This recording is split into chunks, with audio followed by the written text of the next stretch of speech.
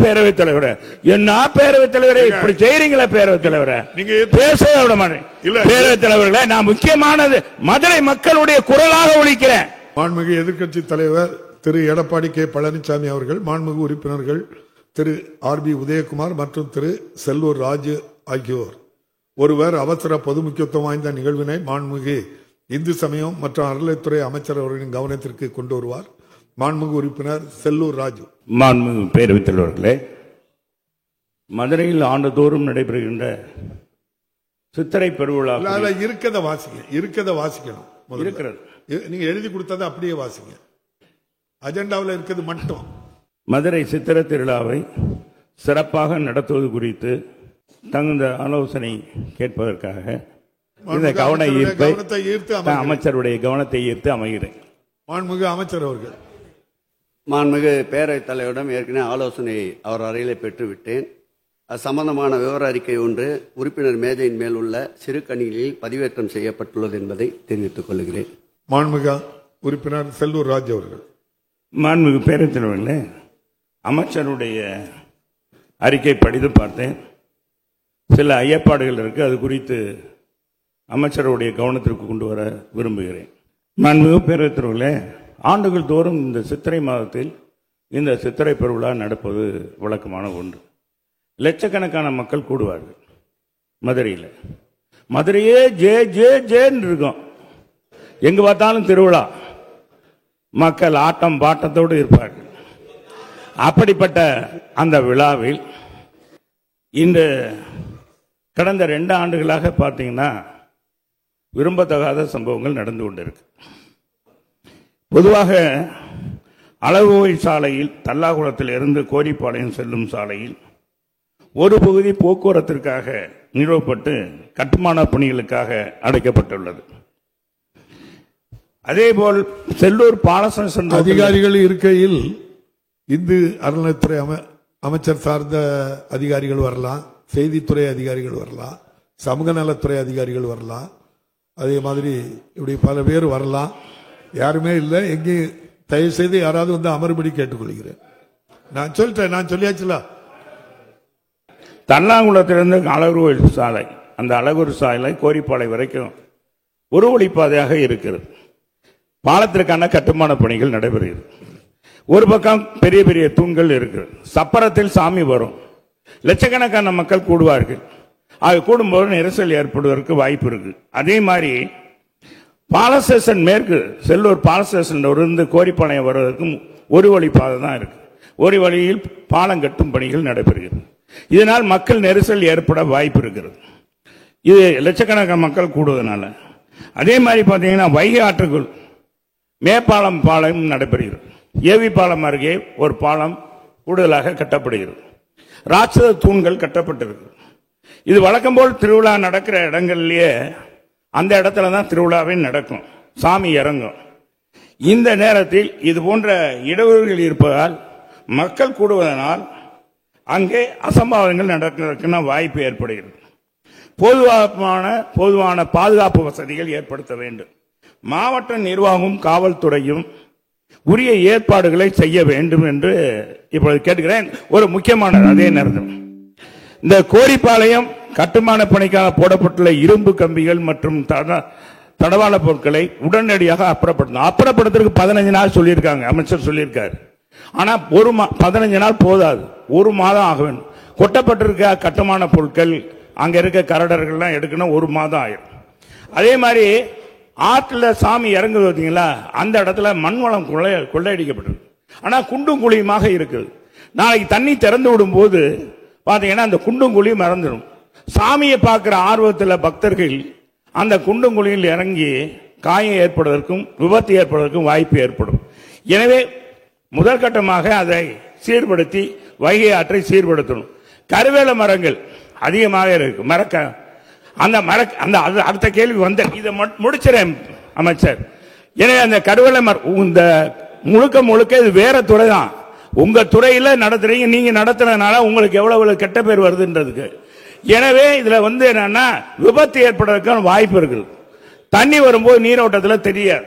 எனவே அந்த ஆற்றை முதல் கட்டமாக வையாறு அந்த ஆழ்வாரம் பகுதியில் சீரமைக்க வேண்டும் என்று அமைச்சருடைய கவனத்துக்கு கொண்டு வருகிறேன்.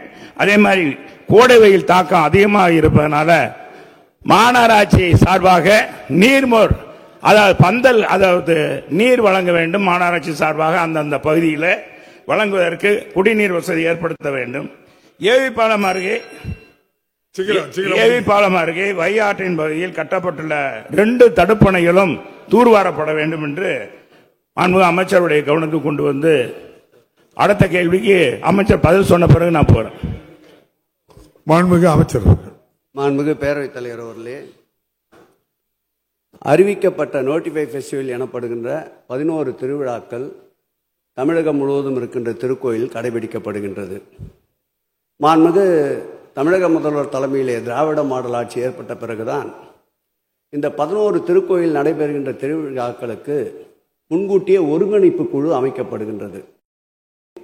மாநகராட்சி, வருவாய்த்துறை, காவல்துறை, இந்து சமய அறநிலையத்துறை, நெடுஞ்சாலைத்துறை, அதேபோல் பொதுப்பணித்துறை, அனைத்து துறைகளையும் ஒருங்கிணைந்து குழு கூட்டங்கள் தொடர்ந்து நடைபெற்று வருகின்றன.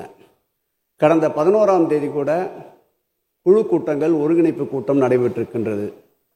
12ஆம் தேதி அறங்காவலர் குழு கூட்டம் நம்முடைய மாண்புமிகு முன்னாள் பேரவைத் தலைவர் பிடிஆர் பழனிவேல்ராஜன் அவர்களுடைய மனைவி ருக்மணி அவர்கள் அறங்காவலர் குழு தலைவராக இருக்கின்ற அந்த திருக்கோயில் அவர் தலைமையிலே கூட்டம் நடந்திருக்கின்றது. 13ஆம் தேதி துறையினுடைய ஆணையாளர் நேரடியாக சென்று அங்கே ஆய்வு செய்து ஒரு குழு கூட்டம் நடத்தி இருக்கின்றார்கள். மாண்புமிகு உறுப்பினர் கோரிய 190 கோடி ரூபாய் செலவில் நடைபெறுகின்ற மேம்பால பணியினால் போக்குவரத்து தடை ஏற்படும் என்று கூறியிருக்கின்றார். இதை பொதுப்பணித்துறை அமைச்சருடைய கவனத்திற்கு கொண்டு சென்றவுடன் அந்த துறை சார்பிலே இருப்பவர்கள் ஆய்வு செய்து இந்த மாதம் 30ஆம் தேதிக்குள் அந்த பாதையை செப்பனிட்டு பக்தர்கள் வருகைக்கேற்றாற்போல் அது மாற்றி அமைக்கப்படும் என்று உத்தரவாதம் அளித்திருக்கின்றார்கள். பொதுப்பணித்துறை அமைச்சரையும் என்னையும் ஒரு சேர சென்று அந்த இடத்தில் ஞாயிற்றுக்கிழமை ஆய்வு செய்ய மாண்புமிகு தமிழக முதல்வர் அவர்கள் பணித்திருக்கின்றார்கள். அதோடு மட்டுமல்ல, துறைக்கு நல்ல பெயர் வேண்டும் என்றார். அவர் அங்கே நடக்கின்ற அனைத்து திருவிழாக்களிலும் பங்கேற்கின்றார். அவர் அமைச்சராக இருந்தபோது என்ன மரியாதையோ அந்த மரியாதையோடு தான் இப்பொழுதும் அங்கே திருவிழாக்களில் அவர் பங்கேற்கின்றார். எந்த விதமான அசம்பாவிதம் இல்லாமல் நல்ல சிறந்த முறையில் பாதுகாப்போடு சாமி தரிசனம் செய்து செல்கிறார்கள். ஆகவே விரும்பத்தகாத சம்பவங்கள் என்று அவர் கூறுவது 2020-21ஆம் ஆண்டு கொரோனா காலகட்டத்தில் அங்கு திருவிழா நடைபெறவில்லை. கள்ளழகர் ஆற்றிலே இறங்குகின்ற வைபவம் நடைபெறவில்லை. அந்த 2 ஆண்டுகள் இடைப்பட்ட காலத்தில் 22ஆம் ஆண்டு நடக்கின்ற பொழுது அதிக அளவு பக்தர்கள் நெரிசலின் காரணமாக விரும்பத்தகாத சம்பவங்கள் என்று சொல்லப்படுகின்ற அந்த சம்பவம் நெரிசலால் ஏற்பட்டது. அந்த நெரிசலால் இறந்தவர்கள் கூட மாண்புமிகு தமிழக முதல்வர் அவர்கள் முதலமைச்சர் நிவாரணத்திலிருந்து 7 லட்சம் ரூபாயை வழங்கியிருக்கின்றார். வருகின்ற காலகட்டங்களில் அதுபோல் எதுவும் நடாமல் சிறப்பாக இந்த திருவிழா ஏற்பாடு செய்யப்படும். கடந்த ஆண்டு திருவண்ணாமலை கார்த்திகை தீபத்தின் போது இது போன்ற ஒரு நெருக்கடி வந்தபோது மாண்புமிகு முதலமைச்சர் அவர்கள் உத்தரவின் பேரில் RFID எனப்படுகின்ற ரேடியோ அலைவரிசை அடையாள கார்டு ஒன்று புதிதாக உருவாக்கப்பட்டு பக்தர்களுக்கு ஸ்கேன் செய்து எந்த அளவிற்கு பக்தர்கள் உள்ளே அனுமதிக்கப்படுகிறார்களோ அந்த அளவுக்கு அனுமதிக்கப்படுவதற்குண்டான புதிய முயற்சியாக திருவண்ணாமலையிலே நம்முடைய மாண்புமிகு நெடுஞ்சாலைத்துறை அமைச்சர் அவர்கள் நானும் இணைந்து மாண்புமிகு முதலமைச்சர் உத்தரவின் பேரில் கார்த்திகை தீபத்திற்கு சிறப்பாக அந்த ஏற்பாடு நடைபெற்றது. அதையும் இந்த மதுரை திருக்கல்யாணத்திலே ஏற்படுத்த இருக்கின்றோம் என்பதை பேரவையின் தலைவர் வாயிலாக நல்ல முறையிலே சிறப்பான முறையிலே இந்த திருவிழா நடைபெறும் என்பதை செல்லூர் ராஜி அவர்களுக்கு அவர் கூறியது போல ஜே என்று நடைபெறும். மாண்புமிகு உறுப்பினர் செல்லூர் ராஜி சுருக்கமா விளக்கமா சொல்லிட்டாங்க. சுருக்கமா இல்ல 2 கேள்வி இல்ல, முக்கியமானது இது பொதுவானதுதான். குறிப்பாக கடந்த 2 ஆண்டுகளா பார்த்தீங்கன்னா சித்திரை திருவிழாவில் சாமி இறங்குறாரு இல்லையா, அந்த இடத்துக்கு வர்றதுக்கு விஐபிகளுக்கு இந்த கடந்த 2 ஆண்டுகளாக அவங்களுக்கு பாதை அமைத்து ரோடு அமைத்து கொடுத்துறாங்க. இதனால பக்தர்கள் அந்த எளிதாக அந்த சாமி தரிசனத்துக்கு கீழே சாமி இறங்குவது தான் பார்க்கறது முக்கியம். அங்க போக முடியாம நெரிசல் ஏற்பட்டு உயிரிழப்பு ஏற்பட்டது. 2023 2 பேர், போன ஆண்டு கடந்த ஆண்டு 4 பேர். எனவே இந்த ஆண்டு என்னன்னா சொல்லிடுறேன் அமைச்சர், பேரவைத் தலைவர். மாண்புமிகு உறுப்பினர் 1 நிமிடம்.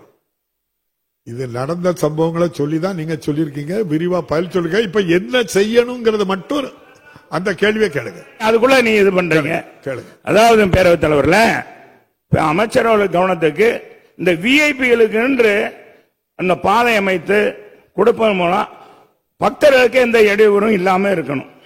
அதே மாதிரி கல்லர்கள் எதிர் சேவை ஒட்டி 3 நாட்களுக்கு மதுரை மாவட்டத்தில் இருக்க டாஸ்மாக் கடைகளை மூட வேண்டும் என்று கேட்டுக்கிறேன்.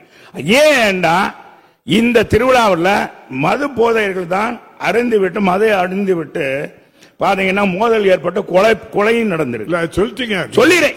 இது தனி, இது சொல்லுறேன். எதுனா இல்ல இது ஒரு கவன ஈர்ப்பு தீர்மானம் சிறப்பா எடுத்திருக்கு. ஒரு பாலம் அமைக்க சொல்லிருக்கிய, டாஸ்மார்க்க மூட சொல்லிருக்கிய. நெக்ஸ்ட் மாண்புமிகு பேரவைத் தலைவர்களே, முக்கியத்துவ அது விஷயமா என்னன்ற விளக்கம் சொன்னா தானே. விளக்கம் என்ன தெரியாது. சித்திரத்தில் திரளான பக்தர்கள் திரளுவதால் தனியார் அமைப்புகள் என்னன்னா இதுல புதுசா என்ன, தனியார் அமைப்புகள் எப்பவுமே நீர்மோர் பந்தல் வைப்பாங்க, அமைச்சர் அன்னதானம் கொடுப்பாங்க, மற்ற பொருட்கள்லாம் கொடுப்பாங்க. இப்ப என்ன உணவுத்துறை என்ன செய்யுதுன்னா புதிதாக கட்டுப்பாடு. அது என்னன்னா அவங்ககிட்ட உணவுத்துறையிலிருந்து முன் அனுமதி பெற்று காவல்துறையில தடையில்லா சான்றிதழ் பெற்றா தான் வைக்கணும்னு சொல்றாங்க. இதனால பெரும் பிரச்சனை வருது. மக்களுக்கு குடிநீர் கிடைக்கல, அந்த உணவு கொடுக்கறதுல இந்த மாதிரி பிரச்சனை இருக்கு. இதை உணவுத்துறையும் மாவட்ட நிர்வாகம் கவனிக்க வேண்டும். அதே நேரத்தில் காவல்துறை குறிப்பாக இந்த காவல்துறையுடைய கவனக்குறைவு, மாவட்ட நிர்வாகத்துடைய கவனக்குறைவு தான் இந்த ஏற்பாட்டுக்கு காரணம். இதையெல்லாம் கவனமாக எடுத்துக்கொண்டு இந்த ஆண்டு சொல்லி முடிச்சுக்கிறேன். இந்த ஆண்டு மகிழ்ச்சியாக இந்த திருவிழா எப்பொழுதும் இல்லாத அளவுக்கு இந்த ஆண்டு மகிழ்ச்சியாக கொண்டாட வேண்டும். ஆனால் இருக்கிற சூழ்நிலை மாண்புமிகு அமைச்சரே வரேன்னு சொல்லியிருக்காரு. அதனால அவர் கள ஆய்வு பண்ணாலே தெரியும். ஏன்னா பெரிய பெரிய ராட்சத தூண்கள் ஆற்றுல இருக்கு. அங்க இருந்தா மக்கள் பாப்பாங்க, சாமிய பார்க்க முடியாத தடுக்கல். ஏற்கனவே 2 அமைச்சர்கள் அங்க வராங்க. நீங்க இப்ப ஞாயிற்றுக்கிழமை அன்னைக்கு நல்ல விலாவாரியா பேசிடுங்க. இல்ல இதே பொருள் குறித்து மாண்புமிகு உறுப்பினர் முடிச்சிருங்க. என்ன பேரவைத் தலைவரே, என்ன பேரவைத் தலைவரே இப்படி செய்றீங்களா? பேரவைத் தலைவரே நீங்க பேசவே விட மாட்டேன். பேரவைத் தலைவர்களே, நான் முக்கியமானது மதுரை மக்களுடைய குரலாக ஒலிக்கிறேன். அதனால நான் எங்களுடைய நோக்கம் என்னன்னா சபை இன்னைக்கு முழுவதும் உங்களை அதிகம் உங்களுக்கு முடிங்க. பேசாம இருந்தா 2 நிமிஷத்துல முடிச்சிருப்பேன். பேரவைத் தலைவர்களே, இந்த திருவிழா மகிழ்ச்சியான திருவிழாவை கொண்டாட வேண்டும். 29ஆம் தேதி கொடியேற்ற விழா இருக்கு, 6ஆம் தேதி திருக்கல்யாணம், 12ஆம் தேதி சித்திரை ஆத்துல அழகரை இறங்குற நிகழ்ச்சி. இந்த 3 நிகழ்ச்சியும் சிறப்பாக நடத்தி கொடுக்க மாண்புமிகு அமைச்சர்கள் வர வேண்டும். இந்த அரசு முன் வர வேண்டும் என்று கேட்டு இந்த வாய்ப்பை கொடுத்த பேரவைத் தலைவர்களுக்கு அமைச்சர்களுக்கு நன்றி கூறி அமைகிறேன். நன்றி, வணக்கம். இந்திய சமய அறநிலையத்துறை அமைச்சர். மாண்புமிகு பேரவைத் தலைவர் அவர்களே, விரும்பத்தகாத சம்பவம் நடந்தது என்றார்கள். அவருக்கு தினந்தோறும் நாளிதழ் படிப்பதில்லை என்று கருதுகிறேன். நாளை நேற்றைக்கு கூட மதுரை உயர்நீதிமன்றத்தில் நீதிபதிகள் 2 அமர்வு கொண்ட நீதிமன்றத்தில் சித்திரை திருவிழா ஏற்பாடுகளை சரிவர மேற்கொள்ள வேண்டும் என்று ஒரு பொதுநல வழக்கு தாக்கல் செய்யப்பட்டது. அந்த வழக்கை விசாரித்த நீதிபதிகள் சித்திரை திருவிழாவுக்காக அரசு மேற்கொண்ட நடவடிக்கைகளை முழுமையாக நீதிமன்றத்திலே எதிர்மனு தாக்கல் செய்தபோது அதை முழுமையாக படித்து பார்த்த நீதிபதிகள் சிறப்பான ஏற்பாடுகள் இந்த ஆட்சியின் சார்பில் ஏற்படுத்தப்பட்டிருக்கின்றது என்று கூறியதோடு மட்டுமல்லாமல், உங்களை போன்று விளம்பரத்திற்காக இந்த வழக்கு தொடுக்கப்பட்டிருக்கின்றது, ஆகவே தள்ளுபடி செய்கிறேன், உங்களுக்கு ஃபைன் அளிக்கப்படும் என்றவுடன் அந்த மனுதாரர் மனுவை திரும்ப பெற்றுக் கொண்டார். நான் பார்க்கிறேன் இந்த சட்டமன்றத்தில் ஒவ்வொரு முறையும் அருமையண்ணன் செல்லூர்ராஜ் பேசுகின்ற பொழுது அவர் கடந்த ஆட்சி காலத்தில் எவையெல்லாம் அவர் சொல்லி நடக்கவில்லையோ அவையெல்லாம் இந்த ஆட்சியில் சொல்லி நடைபெற வேண்டும் என்று கேட்டுக் கொண்டிருக்கின்றார். நேற்றைக்கு கூட அவர் பேசுகின்ற பொழுது கல்லூரி வேண்டும் என்று இந்த ஆட்சியில் தான் நடைபெறும், கடந்த ஆட்சியில் நடக்கவில்லை என்பதால் தான் இந்த ஆட்சியில் உங்களை அமர வைத்தார்கள் என்று கூறினார். இன்றைக்கு பேசும்போது கூட டாஸ்மாக் கடைகள் அவர்கள் காலத்திலே மூடப்படவில்லை, உங்கள் ஆட்சி காலத்தில் மூடப்பட வேண்டும் என்பதை போல் கோரிக்கை வைத்திருக்கின்றார்.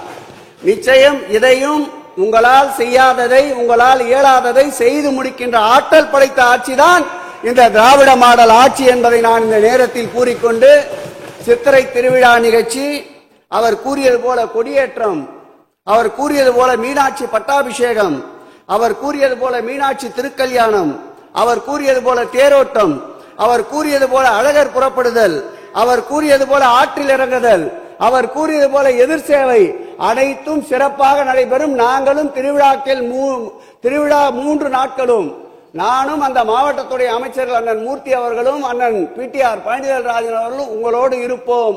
ஞாயிற்றுக்கிழமை எங்கள் ஆய்விலே நீங்கள் கலந்து கொள்ள வேண்டும். உங்கள் ஆலோசனைகள் ஏதாவது இருந்தால் கூறுங்கள்.